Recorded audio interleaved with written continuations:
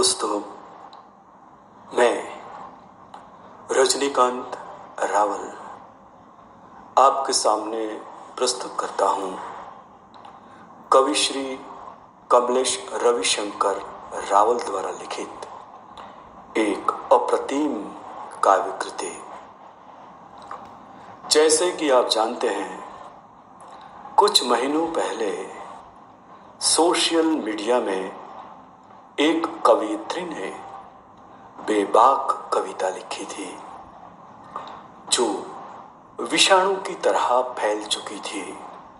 भारत में और विदेशों में भी कई भाषाओं में अनुवादित हुई। सूरज के सामने धूली उड़ाने का काम हुआ था। सर्वोच्च शासक को बिल्ला, रंगा और नंगा बताया था। इससे व्यथित होकर विदेश निवासी कवि श्री कमलेश रविशंकर रावल ने एक प्रति काव्य लिखा है जिसमें गंगा की महिमा, भूतकाल में हुए अमानुषी दंगे और शासन के प्रति द्वेष बुद्धि दूर करने की नसीहत दी है। आइए सुनते हैं राजनीतिक जहरीले आयामों को चुनौती देती हुई एक सुंदर और संस्कार गरिमा युक्त तेजस्वी काव्य कृति। भागीरथी को कह रहा है आज कोई शववाहिनी गंगा। शासक को बता रहे अपनी वाहवाही की खातिर बिल्ला, रंगा। भागीरथी को कह रहा है कोई आज शववाहिनी गंगा। शासक को बता रहे अपनी वाहवाही की खातिर बिल्ला, रंगा। देखो लालच में आए इंसान का तीखा रूप कढ़ंगा। भूल गए सब मन यदि चंगा तो फिर कठौती में है गंगा। देखो लालच में आए इंसान का तीखा रूप कढ़ंगा। भूल गए सब मन यदि चंगा तो फिर कठौती में है गंगा। याद आता है उनको सिर्फ गुजरात का ही दंगा। ना बंटवारे का दर्द, ना 1984 का खेल जो हुआ था नंगा। याद आता है उनको सिर्फ गुजरात का ही दंगा। ना बंटवारे का दर्द, ना 1984 का खेल जो हुआ था नंगा। शौक बन गया है मोदी को गाली देना और लेना पंगा। भूल गए सब मंदाकिनी कहलाती है मोक्षदायिनी गंगा। शौक बन गया है मोदी को गाली देना और लेना पंगा। भूल गए सब मंदाकिनी कहलाती है मोक्षदायिनी गंगा।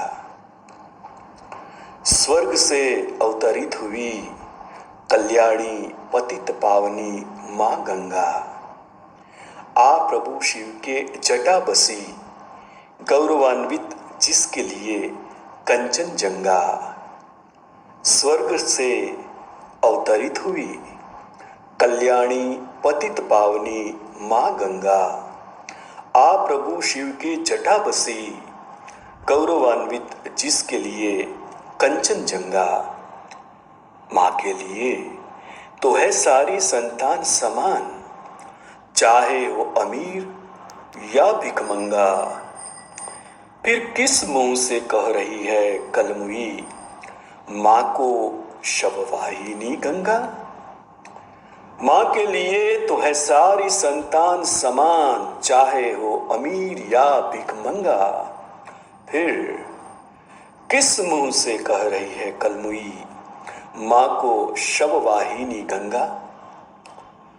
जरा मोदी द्वेष से दूर हटके करो अपना मन मंदिर को चंगा।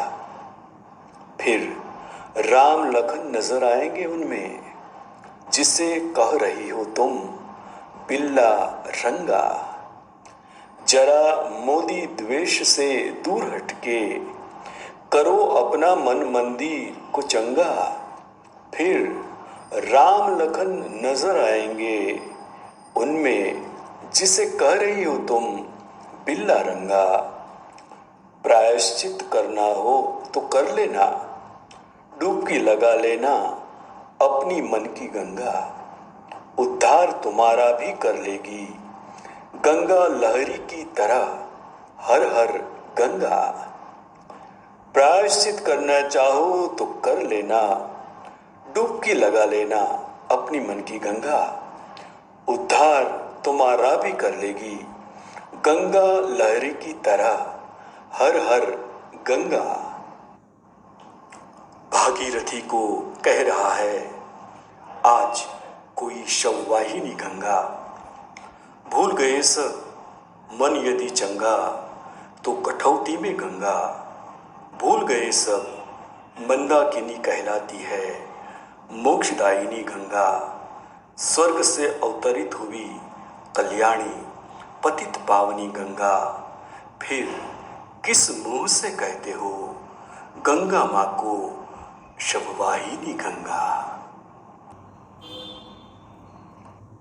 हमारे ये प्रतिकाव्य का आशय केवल एवं केवल आज की युवा और नौजवान पीढ़ी को मां गंगा के महात्म्य और अवतरण की गाथा से परिचित कराना एवं भारतीय संस्कृति के साथ जुड़े मां गंगा के संस्कार से अवगत कराना है।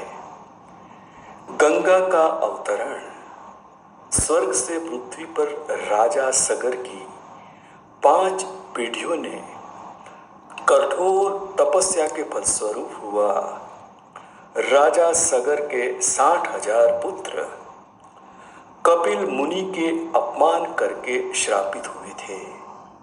उनके मोक्ष के लिए राजा सगर के पुत्र असमंजस, पौत्र अंशुमान, प्रपौत्र दिलीप ने असफल तपस्या की, परंतु आखिरकार राजा दिलीप के पुत्र भगीरथ ने देवाधिदेव महादेव को गंगा को अपनी जटा में धारण करने हेतु प्रसन्न किया।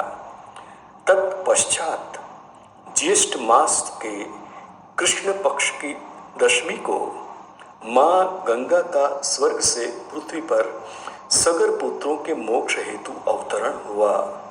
उस त्योहार को गंगा दशमी के रूप में मनाया जाता है। अतः मोक्षदायिनी और जीवनदायिनी गंगा को शववाहिनी गंगा कहना कदापि उचित नहीं है।